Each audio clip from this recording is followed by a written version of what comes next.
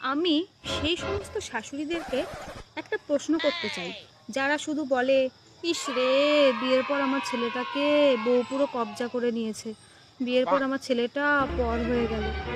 আচ্ছা, আপনার ছেলের সাথে তো আমাদের সম্পর্ক জোর গায়ে 2 থেকে 3 বছর, তারপর তো আমাদের বিয়েটা হয়।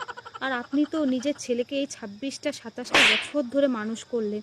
তাহলে আপনি ঠিক কী ভালোবাসা আদর যত্ন দিয়ে আপনার ছেলেকে মানুষ করেছেন, যে একটা পরের মেয়ে মাত্র 2-3 বছর আপনার ছেলের জীবনে এসে আপনার সোনা বাবুটাকে আপনার থেকে কেড়ে নেয়।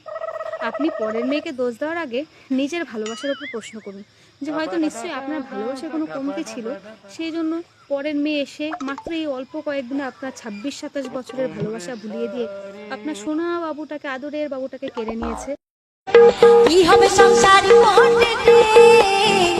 একদিন মরে যাবো রে, সুখ শান্তি নাই।